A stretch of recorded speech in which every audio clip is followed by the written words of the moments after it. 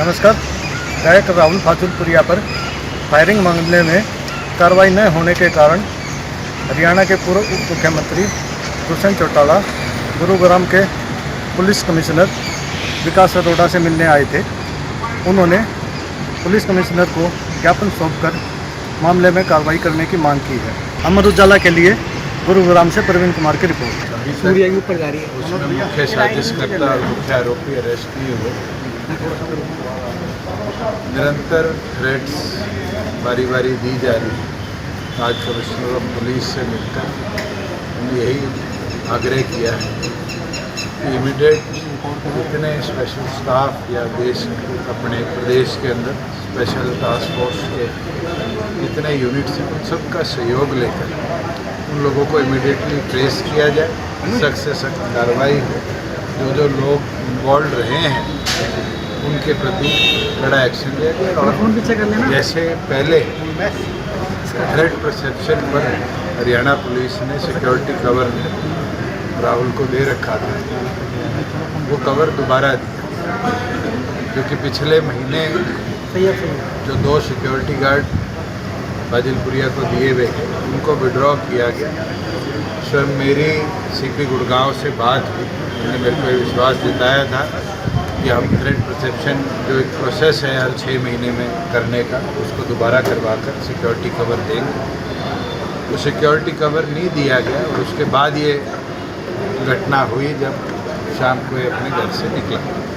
इसका मतलब वो क्रिमिनल निरंतर रेकी भी कर रहे थे और रेकी कर कहीं ना कहीं जान से मारने का प्रयास किया है।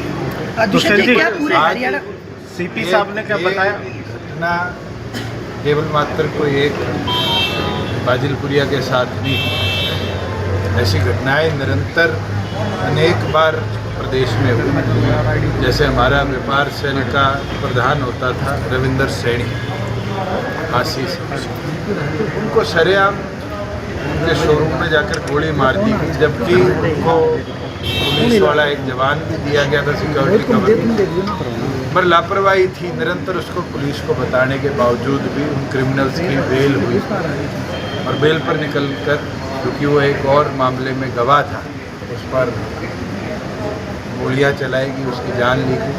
मुख्यमंत्री से भी उनका परिवार मिला था। निरंतर मुख्यमंत्री ने विश्वास दिलाया कि न्याय दिलाया जाएगा, क्रिमिनल पकड़े जाएंगे। आज तक उसमें भी कोई बड़ी कार्रवाई नहीं है। तो जिस तरह की लॉ एंड ऑर्डर सिचुएशन प्रदेश में आज बनी है, बड़ी चिंताजनक है। और मैं तो यही मांग करता हूँ कि ऐसे क्रिमिनल्स को जल्द से जल्द पुलिस प्रशासन। सीपी साहब ने कुछ बताया कि कोई आइडेंटिफाई हुए हैं, क्योंकि कोर्स ऑफ इन्वेस्टिगेशन है, वो हमें ज़्यादा डिटेल्स तो नहीं दे पाए, पर मुझे विश्वास है कि जल्द उस पूरे सिस्टम को, जिसमें साजिशकर्ता, जिसने वारदात करी, वो लोग इन्वॉल्व हैं, उन सबको पुलिस लगभग 9 दिन हो गए हैं। सोशल मीडिया पे वायरल है कि शायद किसी ने कुछ पैसों के लेन देन की बात की। ये बात ना तो आप पता कर सकते ना मैं। आजकल सोशल मीडिया का क्या हालात है, ये आपको मेरे से बेहतर पता है। थोड़ा सा आकलन बताएंगे?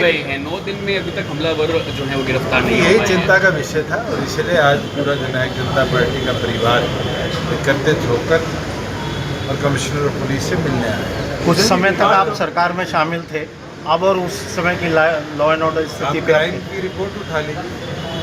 मैं तो ये मानता हूँ मनोहर लाल जी बेहतर मुख्यमंत्री थे, लॉ एंड ऑर्डर को तो कंट्रोल करे बैठे थे। जित्साम बेहतर होम मिनिस्टर थे। ये क्रिमिनल उस समय प्रदेश के अंदर वारदात से तो बचते थे। तो क्या जब से होम विभाग मुख्यमंत्री के पास आया, तब से जिस तरह के हालात प्रदेश में बन रहे, मुझे लगता है पुलिस प्रशासन पर मुख्यमंत्री की पकड़ नामात्र। क्या ये माने कि जिस तरह के आरोप लगते रहे हैं कि दिल्ली में रिमोट कंट्रोल होता है हरियाणा के सीएम के? रिमोट कंट्रोल क्रिमिनल का अगर दिल्ली से चल रहा है तो दिल्ली जाकर पकड़िए। नहीं, सीएम का सीएम। और मुख्यमंत्री का अगर दिल्ली में कंट्रोल है और आपके पास पता है रिमोट किसके हाथ में जाके, तो उसको जाकर समझा दीजिए कि अगर इसी तरह के हालात प्रदेश में रहे, वो दिन दूर नहीं होगा जब पंजाब या पुराने महाराष्ट्र या यूपी जैसे हालात हरियाणा में पड़े। राहुल जी, पर विकास राहुल पर भी फायरिंग जो है वो पुलिस की लापरवाही है, जो थ्रेट आ रहे थे उनके अनदेखी कारण बिल्कुल लापरवाही है। जब बारी बारी लिखित में पुलिस प्रशासन को दिया गया कि सिक्योरिटी विड्रॉ ना करी जाए और सिक्योरिटी विड्रॉ करी गई, साफ दिखता है और कितने दिन कि इस तरह की घटना को अंजाम देने के लिए रास्ता बनाया जाए। किशन जी, विकास बराला को असिस्टेंट एडवोकेट जनरल बनाया गया है, उन पर आरोप भी लगा है 2017 में। क्या कहेंगे? ये मुख्यमंत्री और एजी का प्रेरोगेटिव है और वो किसको चाहे, आपकी अगर 5 साल की प्रैक्टिस है और आपको बनाना चाहे बना सकते हैं। अब इसका जवाब तो मुख्यमंत्री दे कि उनने क्यों बनाया है। राष्ट्रपति का इस्तीफा हुआ है, राजनीतिक गलियारों में हलचल तेज हो गई है उसको लेकर। मुझे लगता है बहुत बड़ा सेटबैक है पूरी स्टेट के लिए और पूरे देश के लिए कि इस तरह की घटना प्रदेश के अंदर हुई, देश के अंदर हुई, जहां पहली बार हमारे जीवन में हमने देखा है कि उपराष्ट्रपति इस तरीके से इस्तीफा देंगे।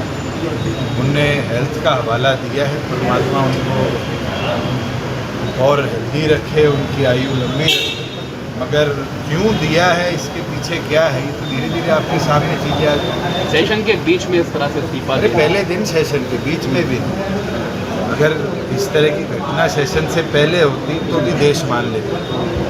मैं तो स्वयं उनको हफ्ता पहले मिलकर आया था और बिल्कुल स्वस्थ मुझे दिखे, मगर हाँ पीछे उनके सर्जरी भी हुई थी, सबको पता है, वो एक दिन भी एडमिटेड रहे थे। हम तो चाहते हैं कि वो लंबी आयु ले, हमारे बीच में मेंटर रहें, क्योंकि उनका राजनीतिक जीवन चौधरी देवीलाल जी के साथ शुरू हुआ। जब चौधरी देवीलाल जी ने उनको पहली बार देखा और पूछा यहाँ कैसे, तो उनने कहा था मैं एक लीडर हूँ। तो चौधरी देवीलाल जी ने कहा था लीडर नहीं, पी हटा दे तो लीडर बनेगा। और उनको ये अवसर मिला देश के उपराष्ट्रपति पद पर जाकर, और शायद उपराष्ट्रपति पद की गरिमा को उन्होंने बढ़ाया, मगर एकदम ऐसा घटनाक्रम होना ये अपने आप में एक बड़ा क्वेश्चन मार्क है। अगर आप ये वीडियो YouTube पर देख रहे हैं तो हमारे चैनल को सब्सक्राइब करें और बेल आइकन को दबाना ना भूलें। अगर आप Facebook पर ये वीडियो देख रहे हैं तो हमारे